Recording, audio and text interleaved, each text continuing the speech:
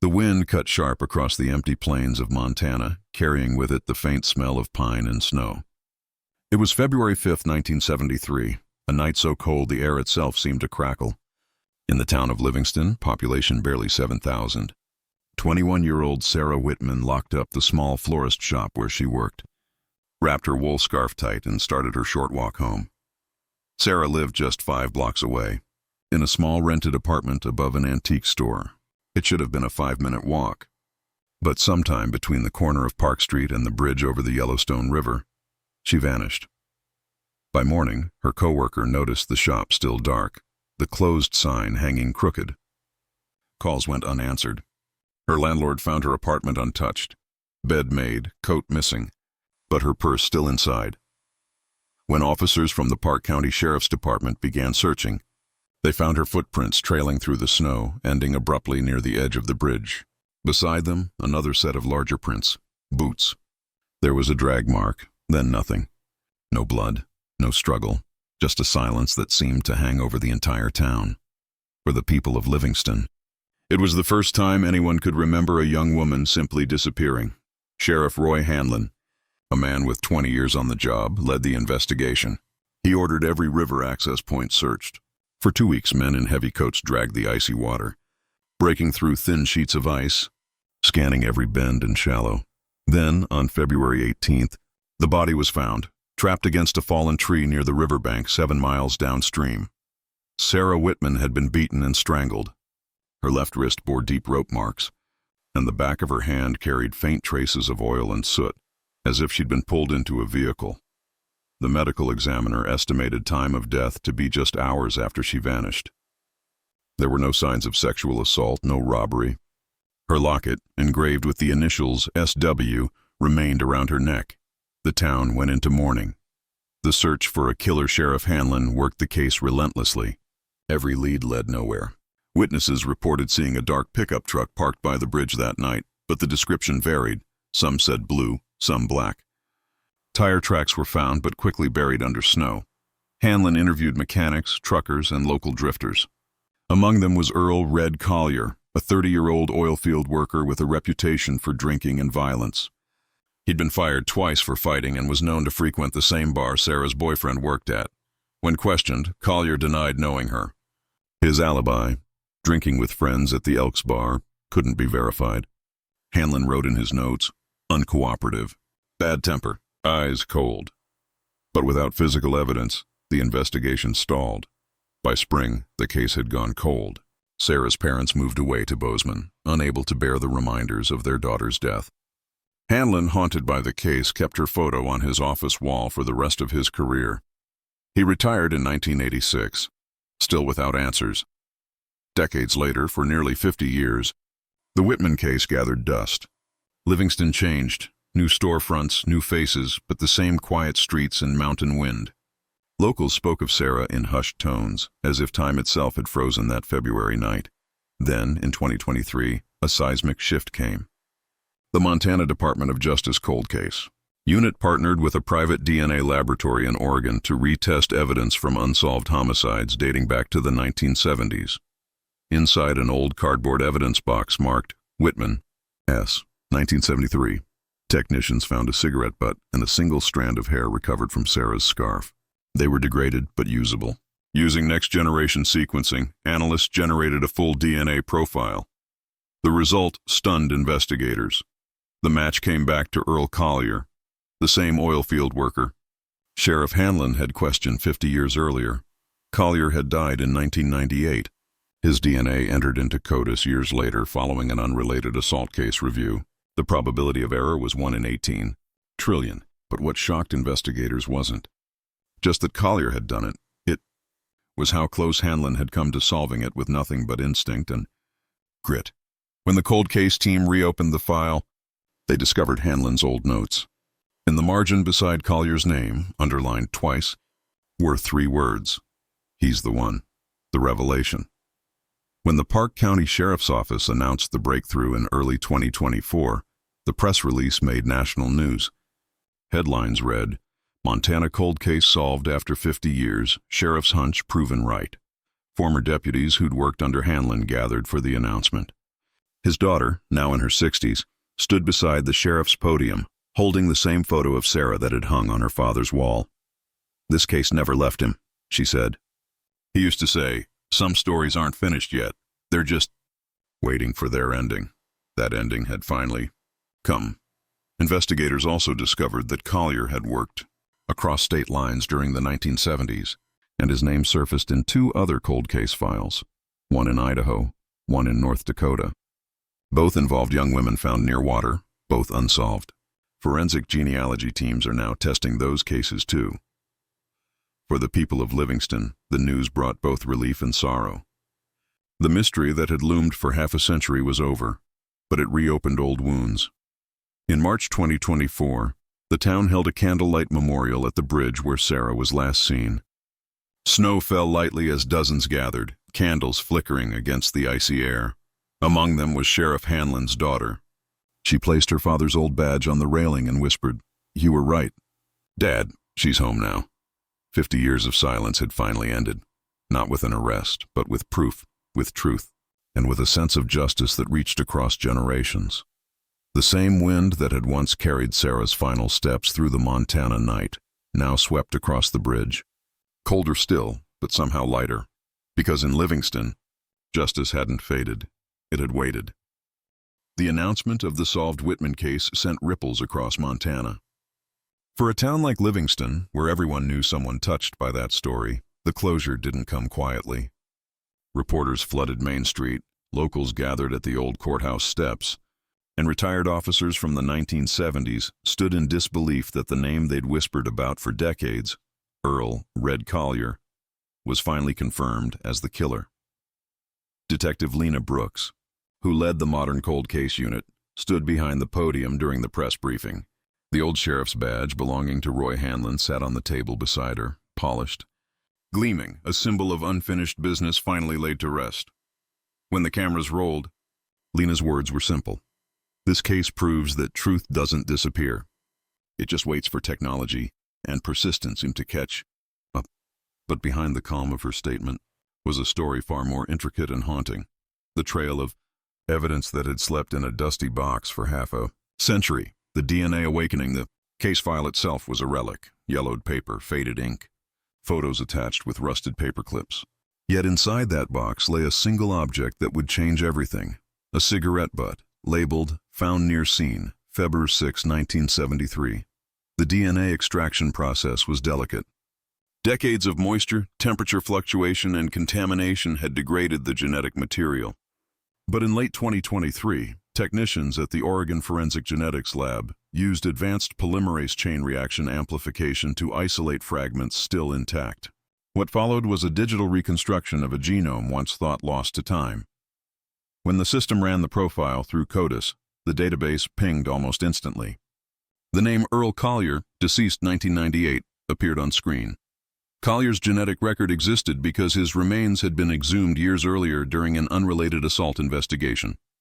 His DNA had been retained, anonymized, and stored. Now it had connected him to a murder he thought buried beneath snow and silence. Investigators re-verified every link, repeating the test 3 times. Each result came back identical. The team didn't just have a match, they had certainty. The reconstruction Lena and her team traveled to Livingston in early January 2024 to retrace the original timeline. They walked the same route Sarah Whitman took on that February night 50 years earlier. The bridge was different now, newer guardrails, modern lighting, but the air still carried the same sharp chill. Standing by the railing, Lena imagined the scene, Sarah's light footsteps on snow, Collier's heavy boots behind her, the sound of an approaching engine muffled by the wind. In the distance, the lights of the Elks Bar flickered faintly, the same place Collier had claimed to be that night. Inside the old sheriff's office, they found Hanlon's desk untouched since his retirement, preserved like a time capsule in the small local museum. His notebooks were filled with careful sketches of tire tracks, maps of the river, and lists of suspects.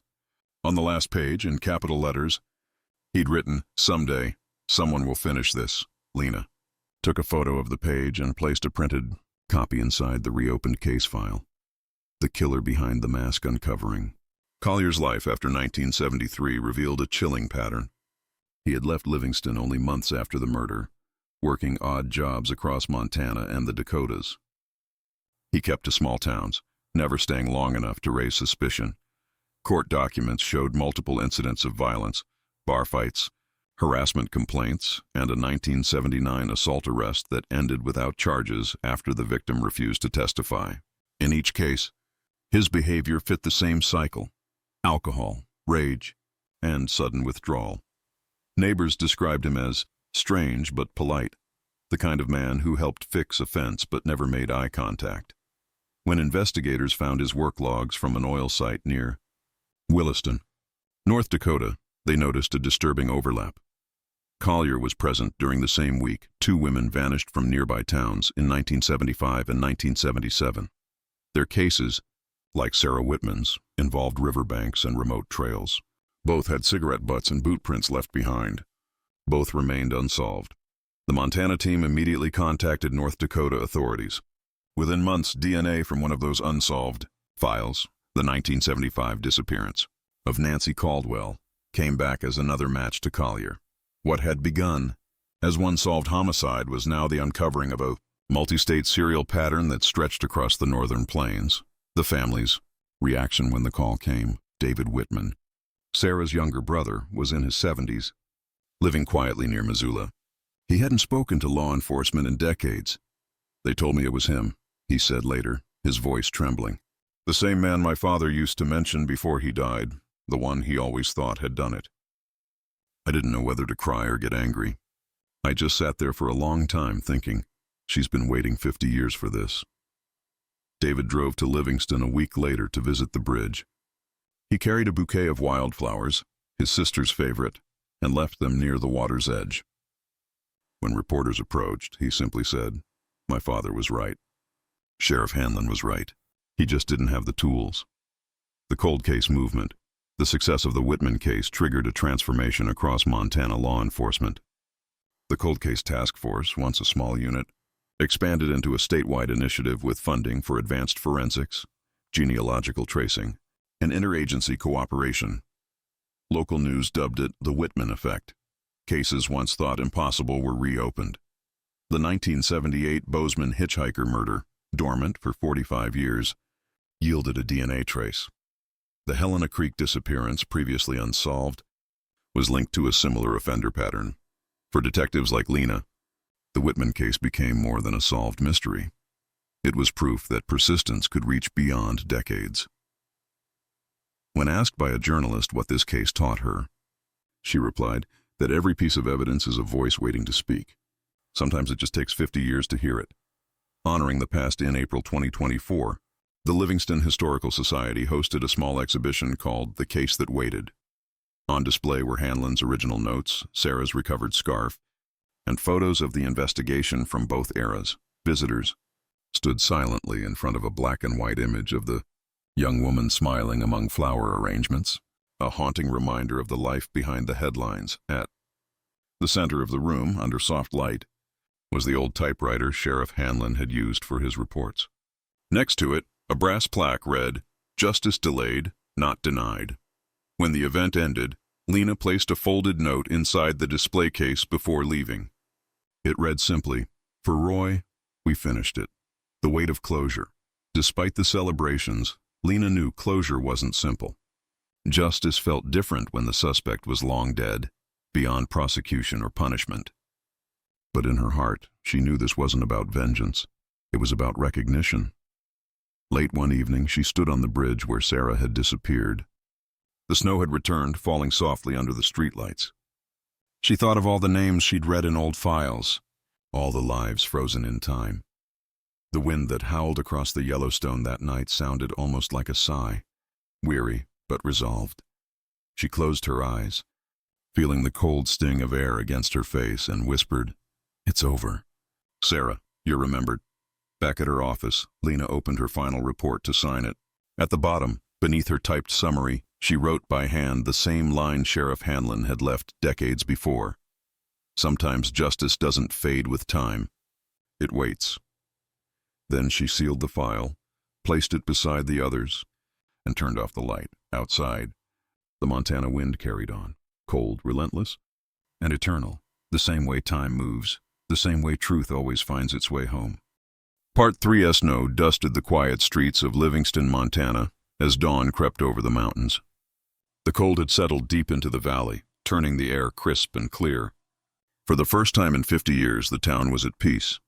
There was no more mystery hanging over the bridge, no more whispered questions in grocery store aisles or quiet memorials held in silence. The truth had finally been spoken, and with it, a generation's worth of waiting had ended. Detective Lena Brooks parked near the courthouse steps, her breath fogging against the windshield. She sat for a long moment, listening to the faint hum of her heater. The file on the passenger seat read, Whitman, Sarah, 1973. Beneath it was the photograph she'd used in every press briefing, Sarah smiling behind the counter at the florist, her hair pinned up neatly, her hands resting on a bouquet of lilies. Lena picked it up and stared at it for a while. There was something about Sarah's eyes, open, kind, certain. It reminded her of why these cases mattered. When she finally stepped out, the morning sun glinted off the courthouse windows, illuminating a small crowd gathering near the front steps. Today marked the official dedication of the Whitman Forensic Center, a new cold case division named in Sarah's honor. The building had once housed the old sheriff's department, the same office where Sheriff Roy Hanlon had worked the case half a century ago. Inside, photographs lined the hallway walls, both black and white shots from the 1973 investigation and color images from the 2024 reopening. Two eras connected by determination. At the podium, Governor Miles Worthington stood flanked by retired and active law enforcement officers. The Whitman case, he said, is not just a story of tragedy, but of endurance. It reminds us that truth, no matter how long buried, still finds its way to light. This center stands to ensure no case, no matter how old, is ever forgotten again. When the governor finished, he invited Lena to speak. The applause quieted as she approached the microphone. Her voice carried the calm weight of someone who had spent her life listening to the echoes of others' pain. 50 years ago, a young woman's walk home was stolen by someone who thought time would protect him. For 5 decades, her silence became part of this town's story. But silence doesn't last forever, not when people care enough to listen. She paused, scanning the faces in the crowd. Old men in uniform caps, students, families holding photos of their own lost relatives. Sheriff Hanlon once wrote in his notes, "Someday, someone will finish this." That day came, not because of technology alone, but because of persistence, because people refused to let her name fade. The room was silent except for the soft whir of a recording camera. Lena continued, her tone gentle but unshaken. Every piece of evidence carries a voice. Every victim deserves to be heard, no matter how long it takes. Sarah waited 50 years, but she was never forgotten. When she stepped down, the applause was quiet, respectful, the kind that came not from excitement but from gratitude, the ripple effect. The dedication of the Whitman Forensic Center marked a turning point for Montana. Within its first 6 months, the unit reopened 12 dormant homicide cases, some dating back as far as 1968. Advanced DNA recovery, genetic genealogy, and digital mapping software now replaced the faded notebooks and Polaroids of the past. Other states took notice. Wyoming, Idaho, and North Dakota created similar programs, citing the Whitman Standard, a procedural model based on combining traditional investigative instincts with next-generation forensics. At conferences, detectives from across the country began referencing the case as a symbol of hope. One slide, shown again and again during training seminars, displayed 2 photos side by side. On the left, a 1973 image of Sheriff Hanlon's desk, cluttered with maps and cigarette smoke. On the right, a 2024 shot of Lena Brooks in the same office, holding the DNA match report that proved him right. Across both photos, a single caption read, 50 years apart, one truth, the personal reckoning despite the success. Lena struggled with something quieter, a question that lingered even after the applause faded. What does justice mean when the guilty are already gone? She asked herself that every time she closed a case like this. There was no courtroom verdict, no prison sentence, no confrontation, only truth, recorded and preserved. But maybe that was enough. Late one night, as she filed the final audit of the Whitman case, she received a call from David Whitman, Sarah's brother. His voice was soft but steady. "I saw what you said at the ceremony," he told her. You gave us back our sister. Not her life, but her story. That's something no one else could have done. Lena didn't reply right away. She could hear the emotion in his tone, not anger, not sadness, but something heavier. Thank you, he said finally. My dad died thinking he failed her. I think he knows now he didn't. When the call ended, Lena sat in the dark, the hum of the overhead light fading into silence. She opened the file one last time and reread Hanlon's final note. Truth has a strange kind of patience. She smiled faintly. It does, she whispered. The memorial in August 2024, the town of Livingston held one final ceremony, the unveiling of the Sarah Whitman Memorial Bridge. The original bridge had been rebuilt years earlier, but locals still referred to it by her name. Now it was official. As the new plaque was revealed, the crowd stood in reverent silence. The inscription read, Sarah Whitman, 1952-1973, gone but not forgotten. Because some stories never end. Her niece, now in her 30s, placed a single lily on the railing, a symbol of her aunt's work at the florist shop and the life that never had the chance to bloom. When night fell, candles lined the bridge, reflecting off the dark water below. The sound of the river carried through the air, calm, soft, endless. The detective's reflection. That night, Lena stood alone by the bridge, the town behind her fading into quiet. The glow from the candles shimmered on the river's surface. She thought of all the detectives who'd come before her, people who'd written their doubts and hunches in notebooks, knowing they might never see the answers. Sheriff Hanlon had died believing the case would never be solved. Yet, in some way, he had solved it, with instinct, dedication, and refusal to give up. Lena wished he could see it now, the lights, the plaque, the peace that hung over Livingston like snowfall. She reached into her coat pocket and pulled out a folded piece of paper. Hanlon's original note, the one that read, "He's the one." She placed it under the plaque and pinned it there with a small brass tack. Then she whispered, "You were right." The wind picked up, scattering a few snowflakes into the river. For a long moment, Lena stood still, listening to the steady rush of water. She thought of Sarah walking home that night in 1973, the sound of her boots crunching on snow, the light from the diner fading behind her. That moment had lasted 50 years. Now, finally, it could rest. The legacy lives on by winter. The Whitman case was featured in a national documentary titled Justice in the Cold, The Sarah Whitman Story. The episode opened with drone footage of Livingston, the bridge glowing beneath the stars, the plaque glinting gold, and a voiceover reading. In Montana, where the rivers run long and the winters last forever, truth sometimes sleeps under the snow. But when spring comes, it always rises again. The film ended with a shot of the courthouse memorial, candles flickering against the stone, and Sheriff Hanlon's typewriter sitting in the museum display, keys still smudged, ribbon faded, paper still inside with one unfinished sentence. Audiences around the country watched in silence. For them, it wasn't just a story of DNA or technology. It was a story of endurance, of what happens when a community refuses to forget, when one detective's intuition survives long enough to become proof. The final word weeks later, Lena returned to the Whitman Forensic Center to archive her files. On the shelf beside Sarah's case sat dozens of others, still waiting, still silent. She rested her hand on the spines of those folders and said softly, "We'll get to you too." Then she looked out the window toward the mountains, where the morning sun was breaking through thin clouds. The snow sparkled, the town below bathed in light. It struck her then, justice didn't always roar in triumph.